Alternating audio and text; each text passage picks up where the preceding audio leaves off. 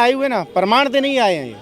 आज आप देखिए ईवीएम हटाओ संयुक्त मोर्चा के माध्यम से एक दिन का जो धरना प्रदर्शन किया गया है, आज इलेक्शन कमीशन को यहाँ पर इन्होंने एक लेटर भी दिया था कि उनसे 50 मशीनें मांगी थी ईवीएम की, और ये साथ में कि डेमो मशीन लेके आए हैं जिसके माध्यम से अभी ये दिखा रहे हैं किस तरह से होता है। ये साक्षात प्रमाण है, जबकि इलेक्शन कमीशन ने कहा था कि कोई इसमें प्रमाण दिखाए, तो उसकी चुनौती को हमारे वकील भाइयों ने स्वीकार किया और उन्होंने एक चिट्ठी दी कि हमें 50 ईवीएम मशीन दी जाए, हम आपको दिखाएंगे कि क्या प्रमाण है इसमें। काला कोट पहन के आप आज बहुत सारी, ये तो सुप्रीम कोर्ट के जस्टिस आकर सामने आके ऐसा बोलते हैं, तो आप डिस्ट्रिक्ट कोर्ट के जजेस का, हाई कोर्ट के जजेस का आप समझ सकते हो कि क्या हाल होता होगा।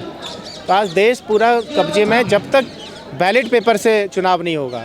उसमें जो है 15,000 ईवीएम जो है गायब थी। ईवीएम गायब क्यों हुई? दूसरी चीज़ ये कि कानपुर में जो ईवीएम जहाँ स्टोर था ईवीएम का, वहाँ आग क्यों लगाई गई? इसका मतलब कि सरकार कहीं न कहीं ईवीएम के साथ छेड़खानी कर रही है। चुनाव आयोग ही गलत है, चुनाव आयोग क्योंकि सरकार की कठपुतली बन चुका है। मोदी जी अगर इतने अच्छा काम कर रहे हैं तो बैलेट पेपर से चुनाव करा ले, आपको जनता फिर चुन लेगी ना, क्योंकि आप तो विकास पुरुष हो। आपने विदेश में इतना डंका बजा दिया है हमारा। बीते कई सालों से ईवीएम सवालों के घेरे में है। पहले बीजेपी सवाल उठाती थी, बीजेपी कहती थी ईवीएम के जरिए धांधले होती है, बेईमानी होती है, और अब कांग्रेस पार्टी के साथ ही देश की तमाम पार्टियां हैं जो खुल के कह रही हैं ईवीएम बेईमान है, ईवीएम के जरिए धांधलेबाजी की जाती है। और आज दिल्ली में आंदोलन भी ईवीएम खिलाफ हो रहा है। मेरे साथ वकील मुकेश राजपूत हैं। क्या कहेंगे? पहले बीजेपी कहती थी कि ईवीएम बेईमान है और अब कांग्रेस कह रही है। देखिए, जो सत्ता में होती है उसे पता होता है ईवीएम बेईमान है, और इसी के माध्यम से हम आए हैं और इसके माध्यम से हम टिके रहेंगे। इस वजह से जो सत्ता से बाहर चला जाता है उसे भी पता होता है। जैसे कांग्रेस पहले सत्ता में थी, अब वो बाहर है तो उनको पता है कि ईवीएम बेईमान है, अब ये जाएंगे नहीं, अब ये ईवीएम के माध्यम से आते रहेंगे। आपने मध्य प्रदेश का चुनाव देखा, 230 सीटों में से जब पोस्टल बैलेट निकल रहे थे उसमें कांग्रेस 199 सीटों पर जीती थी, और जैसे ही ईवीएम खुली तो आपने देखा 167 सीटें बीजेपी को आ गई। तो ईवीएम के माध्यम से ये ज़बरदस्ती देश पर बने रहना चाहते हैं, देश के वोट को हथियाना चाहते हैं, देश के जो नागरिकों का वोट है उसकी चोरी करना चाहते हैं, उसके माध्यम से ज़बरदस्ती सत्ता पर रहना। प्रमाण क्या है ये कि बेईमानी की गई? प्रमाण देने तो ये आए हुए ना, प्रमाण देने ही आए हैं ये। आज आप देखिए ईवीएम हटाओ संयुक्त मोर्चा के माध्यम से एक दिन का जो धरना प्रदर्शन किया गया है, आज इलेक्शन कमीशन को यहाँ पर इन्होंने एक लेटर भी दिया था कि उनसे 50 मशीनें मांगी थी ईवीएम की, और ये साथ में कि डेमो मशीन लेके आए हैं जिसके माध्यम से अभी ये दिखा रहे हैं किस तरह से होता है। ये साक्षात प्रमाण है, जबकि इलेक्शन कमीशन ने कहा था कि कोई इसमें प्रमाण दिखाए, तो उसकी चुनौती को हमारे वकील भाइयों ने स्वीकार किया और उन्होंने एक चिट्ठी दी कि हमें 50 ईवीएम मशीन दी जाए, हम आपको दिखाएंगे कि क्या प्रमाण है इसमें। काला कोट पहन के आप लोग कुछ भी बोलेंगे तो सुप्रीम कोर्ट नहीं मानेगा। सुप्रीम कोर्ट में मामला है, लेकिन सुप्रीम कोर्ट ने कोई फैसला अभी तक नहीं दिया है। देखिए, ये आज ना सुप्रीम कोर्ट की लड़ाई नहीं है, ये देश के जन जन की लड़ाई है। इसके लिए देश की जनता को सामने आना ही पड़ेगा। जब देश गुलाम था, आप कितना भी कहीं चले जाओ, जब सत्ता आपके खिलाफ है, सत्ता ज़बरदस्ती सत्ता पर काबिज रहना चाहती है और जन विरोधी कानून लाती रहती है, तो वो आपको कहीं से न्याय नहीं मिलेगा। जनता को जन आक्रोश अपना दिखाना पड़ेगा, जगह जगह आपको धरने प्रदर्शन करने पड़ेंगे, अपना विरोध बाहर आकर दिखाना पड़ेगा, तभी आपको न्याय मिलेगा, ऐसे नहीं मिलेगा। हम भी कोर्ट में हैं, हमें पता है क्या हो रहा है। क्या हो रहा है बताइए। देखिए,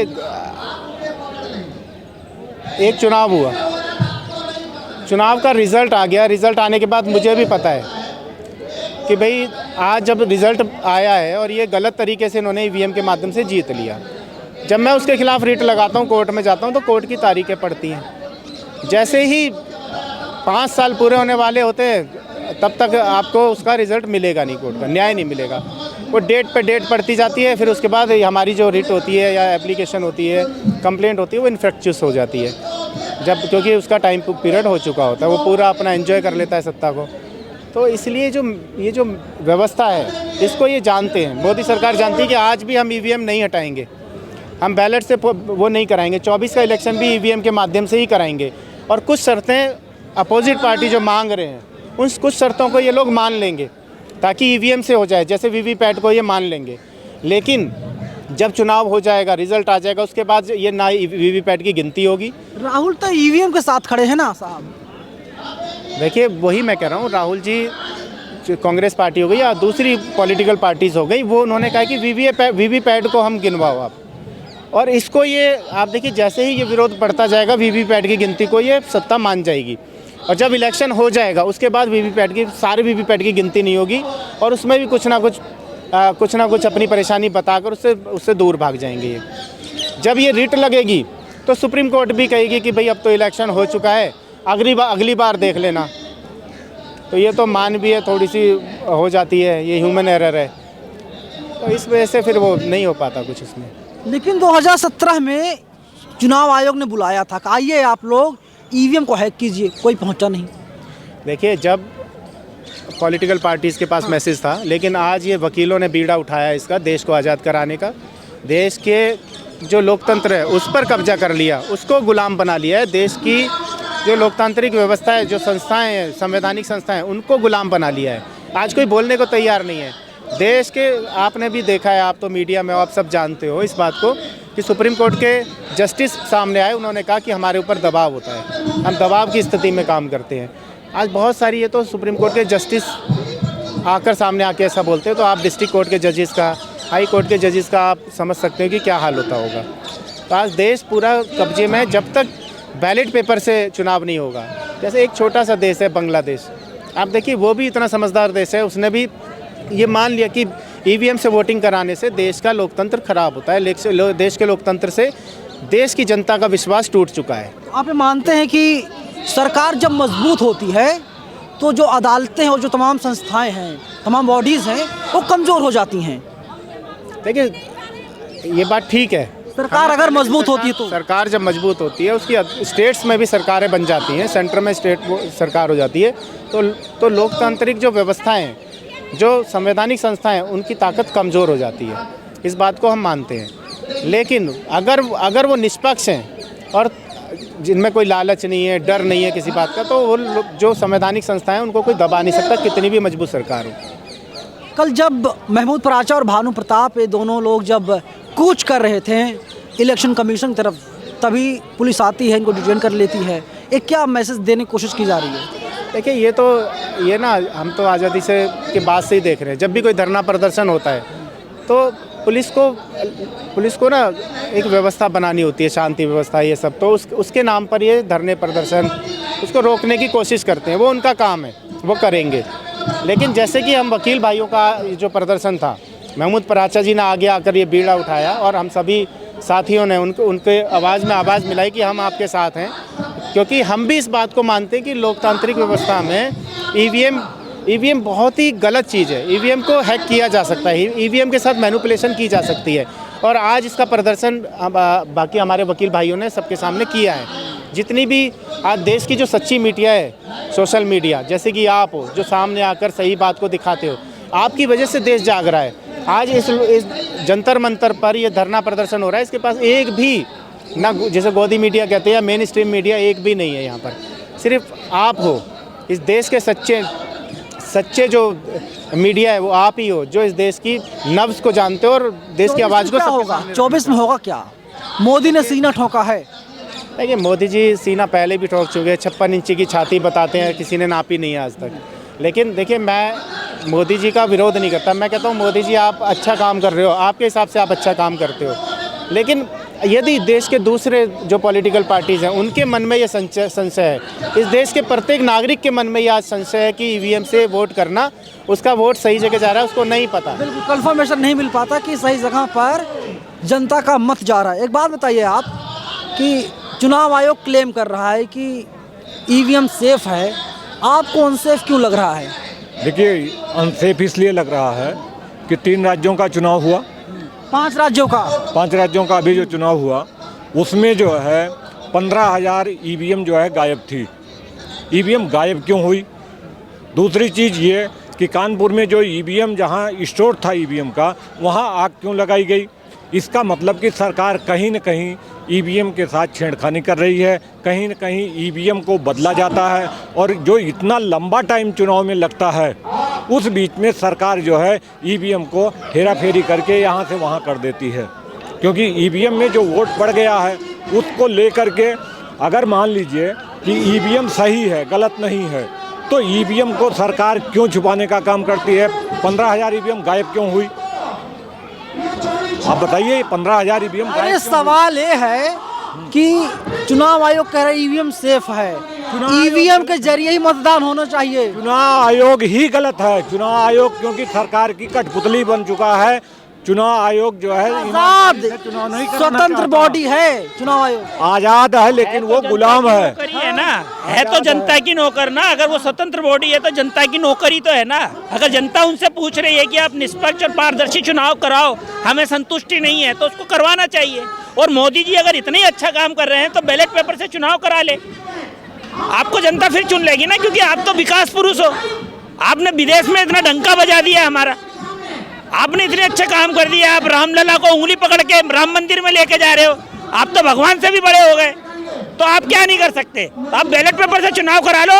आपकी अगर जमानत जब्त ना हो जाए मोदी जी, तो जो मर्जी कह देना, बैलेट पेपर से चुनाव करा लो। आप क्यों कराते हो ईवीएम से चुनाव? इतने गुस्से में क्यों हैं? गुस्से में इसलिए है क्योंकि देश का सत्यानाश हो चुका है, डेमोक्रेसी खत्म होने को जा रही है, संविधान बदलने की बात की जा रही है। राम मंदिर का जो उद्घाटन होना चाहिए, देश की प्रथम जो महिला है राष्ट्रपति, उनके हाथों से होना चाहिए, कहाँ हो रहा है? गुस्सा आएगा नहीं आएगा? बेरोजगारी हो गई इतनी सारी। अभी आपने देखा ये इन्होंने काला कानून लेके आए ड्राइवरों के लिए, कितना हाहाकार मच गया। पेट्रोल पंप की लाइन में वो होगी भाई, ये हो गया, तो जनता को परेशानी तो किया जा रहा है। नोटबंदी से कितना काला धन वापस आया? आपने रात को 8 बजे कह दिया नोटबंदी होनी चाहिए, कितना काला धन वापस आ गया बताइए? नहीं आया ना, बल्कि और हमारे देश का सफेद धन बाहर चला गया। इनका विजय माल्या, इनका नीरव मोदी, इनको ये पैसा दे दे के इनको छोड़ के आए एयरपोर्ट पे, फ्लाइट में बैठा के कि जाओ बेटा वहाँ ऐश करो। हमारा और वाइट धन चला गया। कहाँ काला धन आया? ये कह रहे थे ना काला धन आएगा, इसीलिए तो नोटबंदी की थी ना। भरोसा रखिए, भी कचरा साफ हो रहा है। क्या कचरा साफ हो रहा है? कुछ भी कचरा साफ नहीं हो रहा है। जो गरीब और गरीब हो रहा है, अमीर और अमीर हो रहा है। अडानी और अंबानी को देख लो, क्या थे आज से 8 साल पहले, अडानी का क्या था और आज वो कितनी प्रॉपर्टी का मालिक है। अब देख लो किसका विकास हो रहा है? अमीरों का विकास हो रहा है, गरीबों का कोई विकास नहीं हो रहा है। जनता का विकास हो रहा है, जनता का कोई विकास नहीं हो रहा है। जनता से शिक्षा छीन ली गई है। जब हम पढ़ते थे तो हमें स्कॉलरशिप मिलती थी और हमें बाकायदा किताब कापी सब स्कूल से मिलती थी। आज हम हमारे बच्चे का एडमिशन कराने जाते तो 3 से 4 लाख रुपए कॉलेज की फीस जमा करनी पड़ रही है। जो EWS से जो इन्होंने किया है उसको फीस फ्री है। एग्जाम किसी फॉर्म की अगर नौकरी वैकेंसी की, उसकी फीस फ्री है। लेकिन SC ST OBC की जो फीस पहले फ्री थी, अब उसको फॉर्म भरने के लिए भी पैसा देना पड़ रहा है। क्या विकास हो रहा है? काशीराम जी ने कहा था जिसकी जितनी संख्या भारी उसकी इतनी हिस्सेदारी। हम 85% लोग हैं, लेकिन 15% हमारा शोषण कर रहा है। और हम कब तक हमारा शोषण करने देंगे? अब ये नहीं चलेगा। EVM हटेगी, बैलेट पेपर से। तो आदिवासियों की सरकार है मोदी वाली? कहीं भी नहीं है, ये मुखौटा है और कुछ नहीं है। काले कानून पे इनका राष्ट्रपति साइन कर देता है। कहने के लिए रामनाथ कोविंद भी दलित था, लेकिन क्या उन्होंने दलितों के लिए कुछ किया? नहीं किया। ये अगर आपको दलितों से इतना ही प्रेम है तो दलित प्रधानमंत्री क्यों नहीं बना देते? एक बार इन्होंने माननीय काशीराम जी को कहा था, अटल बिहारी वाजपेयी जी ने, कि हम आपको राष्ट्रपति बनाएंगे। तो माननीय काशीराम जी ने कहा था कि मुझे राष्ट्रपति क्यों बना रहे हो? अगर आपको मुझसे प्यार है तो मुझे प्रधानमंत्री बनाओ। क्यों नहीं बनाया इन्होंने हमें प्रधानमंत्री? क्योंकि प्रधानमंत्री राष्ट्रपति को रबड़ स्टैंप की तरह यूज करता है। आप कह रहे हैं कि आदिवासी की सरकार है, पिछड़ों की, दलितों की, आदिवासियों की सरकार है। इसीलिए जो है मध्य प्रदेश में पिछड़ों के ऊपर पैसा, आदिवासियों के ऊपर पेशाब किया जा रहा है। अरे बना तो दिया यादव को मुख्यमंत्री, और क्या चाहिए? बना दिया, उससे क्या हुआ? व्यवस्था तो वही है। जो मुख्यमंत्री बन गया है उसकी कौन सी यहाँ चलने वाली है? वो भी कठपुतली है, स्टाम्प पैड है, स्टाम्प पैड ही रहेगा, क्योंकि चलनी RSS की है। बात उसकी नहीं चल रही है मुख्यमंत्री की। 2 महीने इसकी क्या गारंटी है कि जो यादव को अभी मुख्यमंत्री बनाया वो कंटिन्यू 5 साल रहे? क्या पता लोकसभा के लिए OBC का वोट लेने के लिए उसको बनाया है और ये OBC का 2024 का चुनाव होने के बाद उसको हटा दिया जाए। भाई जो जातिगत जनगणना का मुद्दा बिहार के अंदर नीतीश कुमार उठाया है और जो यादव जी जो उठाए हैं, जो मुद्दा उठाया है वहाँ पर, तो अब उसकी काट के लिए इन्होंने ये किया है कि ओबीसी को मुख्यमंत्री बना दिया। तो ये सिर्फ दिखाने के लिए लोग हैं ये। चलिए, दिखाने के लिए यादव को मुख्यमंत्री बनाया गया है, लेकिन सच्चाई कुछ और ही है, आम जनता साफ तौर पे कह रही है। कैमरा पर्सन बॉबी के साथ में नवीन को नंदन, नेशनल दस्तक, जंतर मंतर, दिल्ली। नेशनल दस्तक की आपसे गुजारिश है कि अगर इसको बचाना चाहते हैं तो नेशनल दस्तक को सब्सक्राइब करने के लिए रेड कलर के सब्सक्राइब बटन को दबाएं, फिर बेल आइकन की घंटी दबाएं। नेशनल दस्तक को बचाने के लिए बहुत जरूरी है कि हर खबर को शेयर करें, लाइक करें, कमेंट जरूर करें।